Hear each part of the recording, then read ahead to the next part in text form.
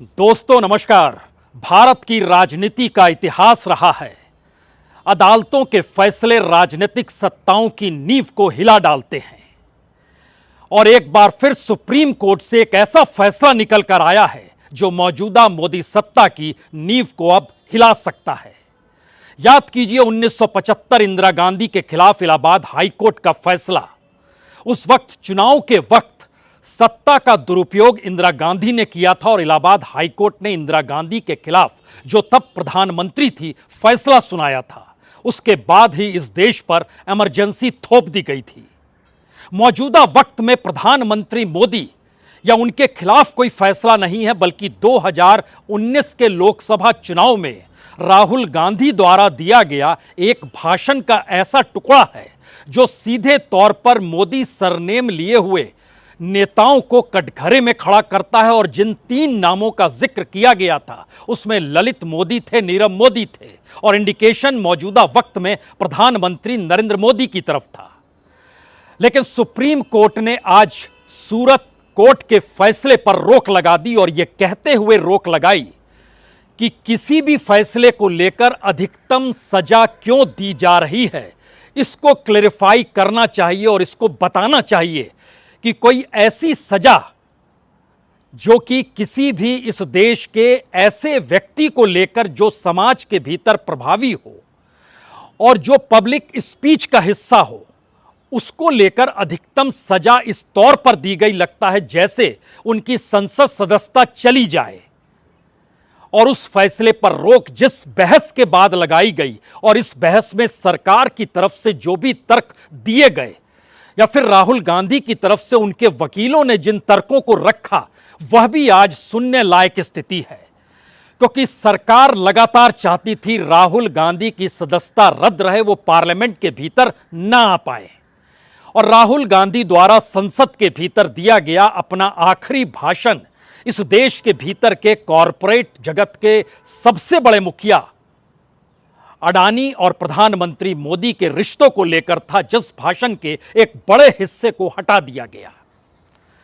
तो क्या supreme court का आज का फैसला एक ऐसी परिस्थिति में हुआ है जहां 2024 को लेकर राजनीतिक तौर पर नई मुश्किल सरकार के सामने खड़ी हो गई है?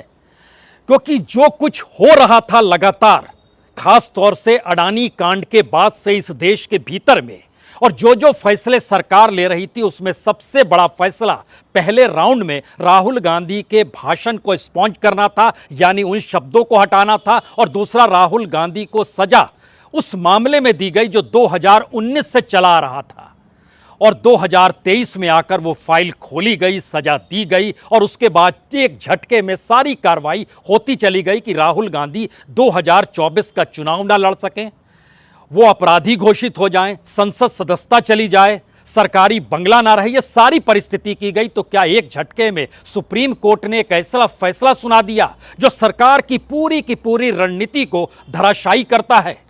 हमें लगता है कि आज इस फैसले को देने से पहले अदालत के भीतर क्या हो रहा था उसका पूरा कच्चा चिट्ठा हमारी आंखों के सामने है, जिसमें इस बात का जिक्र किया जा रहा था कि कैसे पूर्णेश मोदी के जरिए जिन तर्कों को गढ़ा गया और जिस तरीके से अदालत ने सजा सुनाई और जिस प्रक्रिया के भीतर हाईकोर्ट ने 66 दिन तक वक्त लिया फैसला सुनाने में, और उसके बाद अब यह सुप्रीम कोर्ट आया, कहीं कोई तर्क दिया नहीं गया और मौजूदा वक्त में यह कहा गया कि आप हमारी भी सुनिए, जो पूर्णेश मोदी की तरफ से किया गया। तो क्या भारत की राजनीति का यह एक ऐसा वक्त है जो आने वाले वक्त में बहुत परिवर्तन की परिस्थितियों को खड़ा कर रहा है, या फिर मोदी सत्ता या मोदी या अमित शाह की राजनीतिक परिस्थितियां जिस बिसात को बिछाती है उसको बिखरा कर रख दिया गया है? हमें लगता है शुरुआत में सिलसिलेवार तरीके से एक बात समझ लीजिए।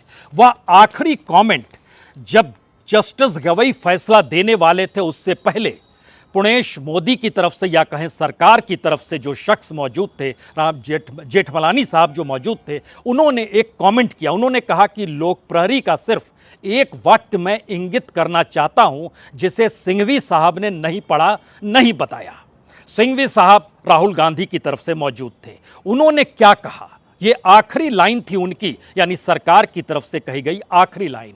दोषी ठहराने के लिए अपीलीय अदालत में निहित अधिकार यह सुनिश्चित करता है कि अस्थिर या तुच्छ आधार पर दोष सिद्धि लागू ना हो, गंभीर पूर्वाग्रह पैदा करने के लिए, यानी प्रिजुडिस नहीं होना चाहिए अदालत को, यह सुप्रीम कोर्ट के भीतर जेठमलानी साहब कह रहे हैं।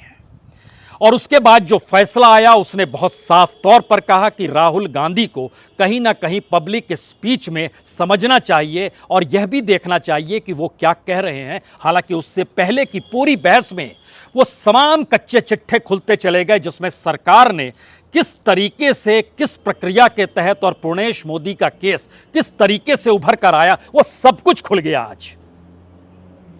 हालांकि यह भी कहा गया कि सिर्फ यह सजा राहुल गांधी के लिए नहीं है, बल्कि जिन मतदाताओं ने उन्हें चुना है आप उन्हें भी सजा दे रहे हैं। तो हमें लगता है कि आज सुप्रीम कोर्ट के भीतर इन बातों का जिक्र किया जा रहा था, उसमें सीधे तौर पर राहुल गांधी की तरफ से कहा गया कि जिनका नाम पूर्णेश मोदी है, दरअसल वह तो मोदी उनका है ही नहीं सरनेम, उनका तो भुतला होता था दूसरा सरनेम, और उस परिस्थिति के भीतर उन्होंने मोदी रख लिया, भूताला सरनेम था उनका। लाइन यहां से शुरू होती है। उसके बाद कहा जाता है, इन्होंने जिक्र किया कि 13 करोड़ लोग जो इस स्मॉल कम्युनिटी कहते हैं वह इसमें शामिल हैं। तो क्या सभी बीजेपी ऑफिसर या बीजेपी के ऑफिस से जुड़े हुए या वो बीजेपी होल्डर्स ही हैं? क्योंकि 13 करोड़ लोगों में जिनका जिक्र किया जा रहा है, इनमें कोई समानता नहीं है, कोई यूनिफॉर्मिटी नहीं है, कोई होमोजेनिटी नहीं है, कोई आइडेंटिफिकेशन इस रूप में करें कि सभी एक हैं, ऐसा भी नहीं है, कोई बाउंड्री लाइन नहीं है। और जिन नामों का जिक्र किया उन्होंने कोई मुकदमा नहीं ठेका। एक दूसरे व्यक्ति ने जो गुजरात से आते हैं, उन्होंने, पूर्णेश मोदी ने, जिनका ओरिजिनल सरनेम मोदी नहीं है, उन्होंने ये ठोक दिया। तो इंटेंशन भी साफ दिखाई देती है दूसरी तरफ से, यानी आप आरोप राहुल गांधी पर लगा रहे हैं। यहां तो खेल उल्टा है कि आप जिस पर आरोप लगाकर उन्हें कटघरे में खड़ा कर रहे हैं, उन्हीं की इंटेंशन ठीक नहीं है।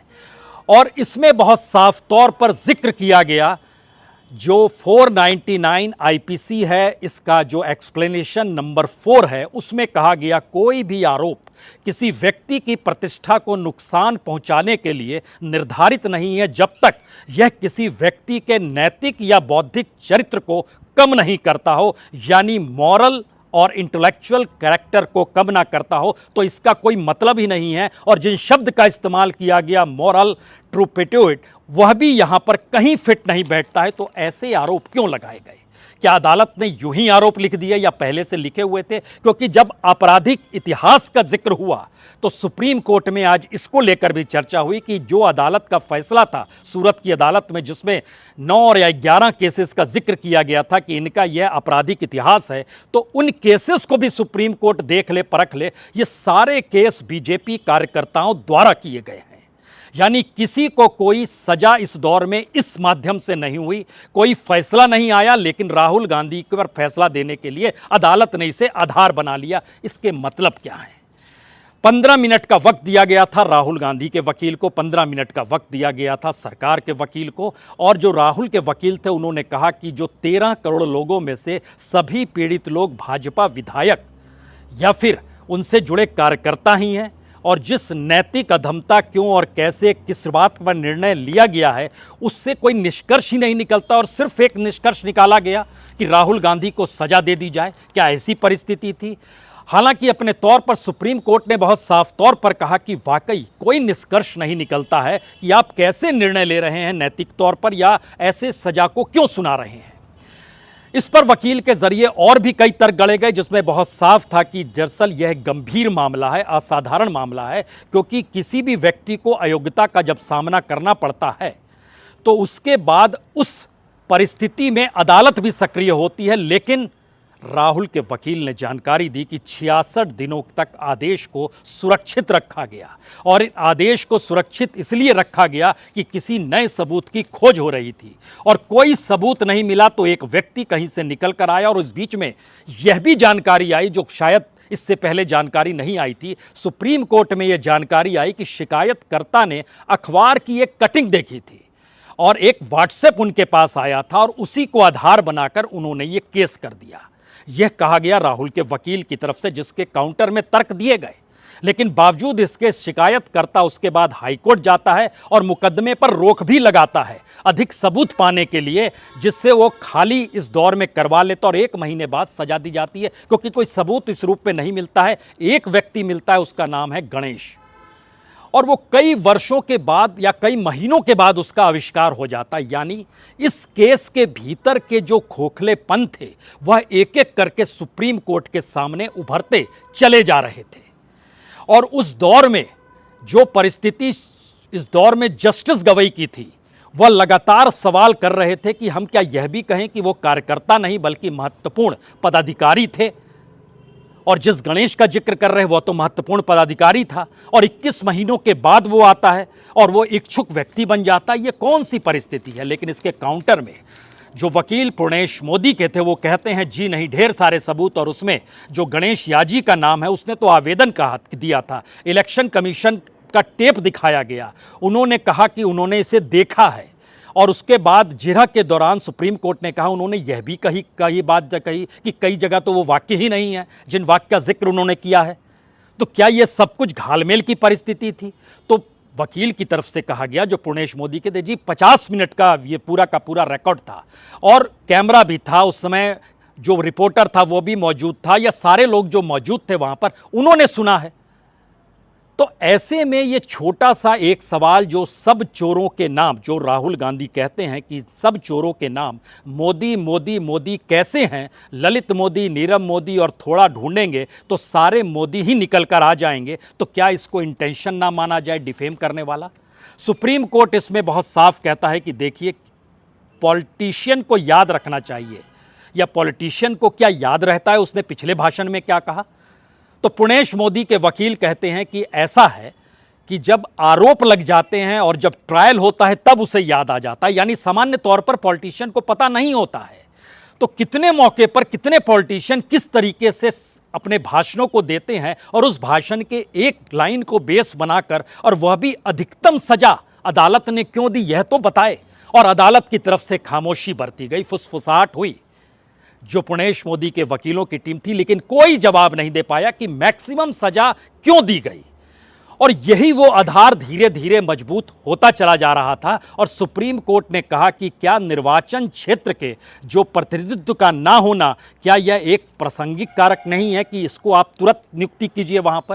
क्योंकि वायनाड से जो चुने गए थे, अभी वहां पर उनका रिप्रेजेंटेशन कोई नहीं कर रहा है, तो उनका रिप्रेजेंटेशन होना चाहिए। ऐसा भी नहीं है कि इलेक्शन कमीशन ने वहां चुनाव करा दिया हो। और लेकिन इसके बावजूद भी पूर्णेश मोदी के वकील कहते हैं, साहब ये हाई स्टैंडर्ड का मामला है, समझिए सांसद का मामला है, एक ऐसे पॉलिटिशियन से जुड़ा मामला है जो कि हाई स्टैंडर्ड मेंटेन करता है।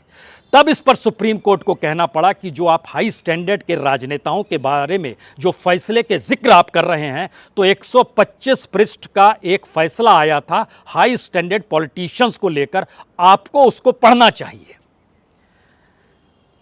यानी यहां भी स्थिति नहीं गली। तो ये सारी परिस्थिति होते होते आती है कि जो प्रतिनिधित्व का कानून है, रिप्रेजेंटेशन का जो एक्ट है, उसके मातहत मैक्सिमम सजा क्यों दी गई। और ये सवाल का काउंटर करने के लिए एक झटके में पूर्णेश मोदी के वकील ने दूसरा रास्ता खोज लिया। उन्होंने कहा, देखिए राफेल के वक्त भी याद कीजिए, उन्होंने सुप्रीम कोर्ट के कंटेम्प्ट किया था, तब आपने उन पे कंटेम्प्ट नोटिस भेजा था। उस समय उन्होंने कहा था कि चोर है शब्द का इस्तेमाल किया था। तो उन्होंने बोला था कि इसको आप खुले तौर पर कहिए कि जिन बातों का आप जिक्र कर रहे हैं उसकी जिक्र करने की यहां पर क्या जरूरत है, कि जब आप जिक्र करते हैं चौकीदार चोर है, जो 2019 में 23 अप्रैल की घटना जो कंटेंट ऑफ सुप्रीम कोर्ट कहा गया था, उन्होंने कहा, बोले इसकी जिक्र यहां करने की क्या जरूरत है, इन बातों का जिक्र अगर पहले हुआ होता तो फिर मान लेते, लेकिन अभी तो ऐसा कुछ भी नहीं है। और अगर कुछ भी नहीं है तो आप उन बातों का जिक्र कर रहे हैं। तो फिर दूसरी तरफ के वकील ने कहा, तब तो हार्दिक पटेल के केस को भी परखना चाहिए। 2015 में जो फैसला दिया गया था जिसमें उनको मुक्ति दे दी गई थी, 2015 में जहां हिंसा हो गई थी गुजरात की। ये सारा मामला सुनने के बाद जब आखिर में कहा गया पूर्णेश मोदी के वकील के जरिए कि देखिए फैसला जो भी हो यह सीरियस प्रेजुडिस यानी प्रभावी नहीं होना चाहिए, लगे कि जानबूझकर यह फैसला दिया जा रहा है, तब जस्टिस गवई ने पूरा फैसला जो पढ़ा उसके एक एक शब्द इसलिए महत्वपूर्ण है क्योंकि एक झटके में सरकार की जो पूरी रणनीति इस दौर में बन रही थी वो कहीं डेमोक्रेटिक सेटअप के बाहर तो नहीं बन रही थी। क्योंकि जिस तरीके से 2019 का मामला 2023 में खुलता है और 2023 में खुलने के बाद वह भी तुरंत फुरत कार्रवाई नहीं होती है, अपने अनुकूल कार्रवाई होती है, एक फैसला निचली अदालत सुना देती है, फिर वक्त दे देती है कि आप यहां पर अपने तौर पर जमानत के लिए अपील कर सकते हैं। वो नहीं जमानत की अपील, वो दोबारा एक पहल होती है, फिर हाईकोर्ट जाते हैं, हाईकोर्ट लंबे वक्त तक चीज़ों को रखता है। तो ऐसे में वकील जो पुणेश मोदी के वो तीसरा तर्क देते हैं और कहते हैं कि देखिए वो माफ़ी नहीं मांग रहे हैं, और माफ़ी नहीं मांगने की परिस्थिति का मतलब है कि वो अपने तौर पर मान रहे हैं कि सुप्रीम कोर्ट उनके हक में फैसला देगा, या वो मानते ही नहीं है किसी को। तो सुप्रीम कोर्ट को कहना पड़ा। इन सब दिशाओं से चीज़ें डाइवर्ट होती हैं। सवाल है वो क्या कर रहे हैं, नहीं कर रहे हैं, लेकिन फैक्ट्स क्या कहते हैं। और अगर फैक्ट्स इस बात की दिशा में जा रहे हैं कि जो कुछ हो रहा था उसमें हमारे पास दो सवालों के जवाब आए ही नहीं है। पहला जवाब ये है कि जिन 13 करोड़ मोदी का जिक्र हो रहा है, उन 13 करोड़ में या तो उन 2-3 लोगों ने यहां पर अपील की, बल्कि किसी चौथे आदमी ने की। और 13 करोड़ अपने आप में एक साथ नहीं है, सबकी अपनी अपनी जिंदगी है। वो कैसे प्रभावित हो रहे हैं। दूसरा सवाल ये था इस दौर में जो सबसे बड़े सवाल के तौर पर उभरा कि 2 साल की सजा, जब ये जानते समझते हैं कि जैसे ही 2 साल की सजा होगी वैसे ही कानूनी तौर पर संसद सदस्यता चली जाएगी, और उसमें 24 घंटे से कम का वक्त लिया गया। अब यहां से एक ऐसी राजनीतिक लाइन शुरू होती है। अगर इन फैसलों के दायरे तले चीजों को परखना शुरू कीजिए तो राहुल गांधी की संसद में वापसी हो गई। और राहुल गांधी की संसद में उस वक्त वापसी हुई है जब सरकार के खिलाफ अविश्वास प्रस्ताव है। सरकार की तरफ से जो अविश्वास प्रस्ताव सरकार के खिलाफ है उसमें जवाब प्रधानमंत्री को भी देना है, और कांग्रेस को जितना वक्त मिलेगा उसमें सबसे ज्यादा सांसद कांग्रेस के होंगे जो बोलेंगे। मसला मणिपुर को लेकर है। मणिपुर पर प्रधानमंत्री ने एक शब्द नहीं कहा, और एक शब्द जो जिक्र किया पार्लियामेंट के बाहर, उसमें भी उन्होंने कई दूसरे 2 प्रांतों को जोड़ दिया और इस पूरी घटना को डाइल्यूट करने की कोशिश की। जब तक कल तक वहां पर हिंसा की खबरें आ रही थी, हथियार लूटे गए इसकी जानकारी आ रही थी। यानी प्रधानमंत्री की जिन मुद्दों पर चुप्पी है उसमें एक तरफ कॉरपोरेट का पूरा करप्शन और स्कैम है जो सरकार से मिलकर है, और दूसरी तरफ मणिपुर पर जो चुप्पी है वो वहां पर बीजेपी की सरकार है, डबल इंजन की सरकार है, उस पर खामोशी है। तो क्या जिन आधारों पर मोदी सत्ता चल रही थी, अब उसके सामने एक के बाद एक 3 बड़े सवाल ऐसे खड़े हो गए हैं जो उसकी नींव को हिला सकते हैं। पहला बड़ा सवाल तो यह है कि इस देश के प्रधानमंत्री नरेंद्र मोदी हैं, और इस देश के भीतर कोई ऐसी घटना हो जिसका प्रभाव राष्ट्रीय नहीं अंतर्राष्ट्रीय तौर पर हो रहा और उस पर प्रधानमंत्री मोदी चुप रहें। अब यह सवाल राहुल गांधी जब पार्लियामेंट में पूछेंगे तो वह सवाल छोटा पड़ जाएगा कि आप लंदन और अमेरिका जाकर भारत की डेमोक्रेसी को लेकर क्या सवाल खड़ा करते हैं, और खुद प्रधानमंत्री मोदी डेमोक्रेसी हमारे डीएनए में है इसका जिक्र कैसे किया जाता है।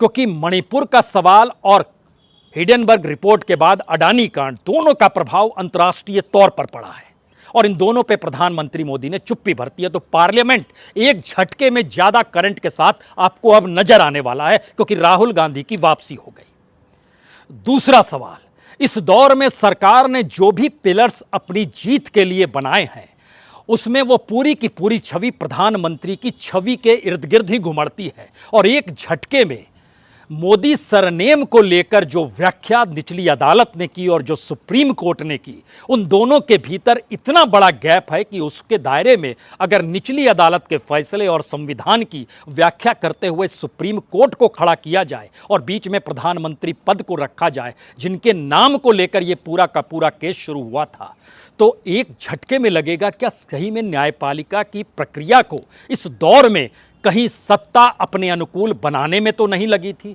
जिसका जिक्र हलफनामे में राहुल गांधी की तरफ से किया गया था। यह दूसरा सवाल है, यानी वो छवि एक झटके में धराशायी हो जाएगी। पहला सवाल मुद्दे पर प्रधानमंत्री की खामोशी, दूसरा सवाल उससे जुड़ी छवि जो एक झटके में जो रणनीति सरकार बनाती है उसका पूरी तरीके से धराशायी हो जाना। और तीसरी परिस्थिति जो विपक्ष को घेरने के लिए लगातार प्रधानमंत्री विपक्ष को भ्रष्टाचार के कटघरे में खड़ा कर रहे थे, पहली बार अपनी राजनीतिक सत्ता को बचाने के लिए जिन करप्ट पॉलिटिशियंस का नाम वो पब्लिकली लेते रहे, उन्हीं करप्ट पॉलिटिशियन को साथ लाकर सत्ता सौंपना, बीजेपी के साथ खड़ा कर देना, यह स्थिति खुले तौर पर पहली बार हर किसी ने देखी। यानी इन तीन मामलों के इर्द गिर्द अब सबसे बड़ा सवाल है वो कौन सी बिसात है जो मोदी और शाह अब जो बिछाएंगे उसमें इस बात का जिक्र हो सके कि क्या वाकई प्रधानमंत्री का चेहरा, प्रधानमंत्री की छवि, सरकार के काम करने के तौर तरीके यानी गवर्नेंस, या फिर राजनीतिक तौर पर विपक्ष को कटघरे में खड़ा करके जीतने की सोच जो अभी तक लिए हुए थे, क्या ये एक झटके में चीजें धराशायी तो नहीं हो गई? और अगर ये धराशायी हो गई है तो इसकी शुरुआत यकीनी तौर पर आपको पार्लियामेंट के भीतर अब नजर आने लगेगी, जहां पर वो तमाम मुद्दे और प्रधानमंत्री संसद का सामना नहीं कर पा रहे हैं। यह भी एक सच है जो अपने तरीके से पहली बार हो रहा है।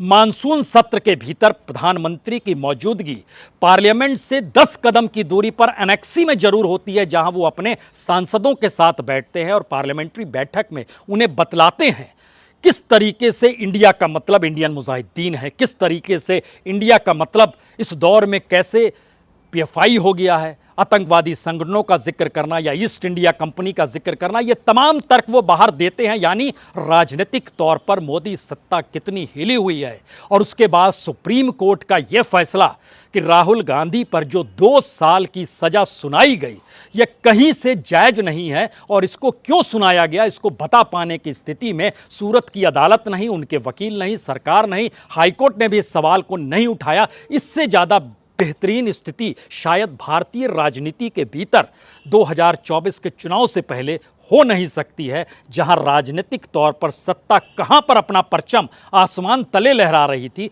और एक झटके में सुप्रीम कोर्ट के एक फैसले ने उसको जमीन पर ला दिया। इसीलिए आखिर में हमें लगता है, याद कीजिए, इंदिरा गांधी ने इस देश में इमरजेंसी तब थोपी थी जब उनकी सत्ता जा रही थी और उन्हें इसका एहसास हो गया था और वह इसे बर्दाश्त कर पाने की स्थिति में नहीं थी। मौजूदा वक्त में सुप्रीम कोर्ट का यह फैसला विपक्ष के भीतर न सिर्फ ऑक्सीजन भरता है बल्कि एक नेता को भी खड़ा करता है जो कि अपनी ईमानदारी के साथ और इस देश को नंगे पांव नापते हुए, बताते हुए कि क्यों इस देश में नफरत की राजनीति, बांटने की राजनीति नहीं चलेगी।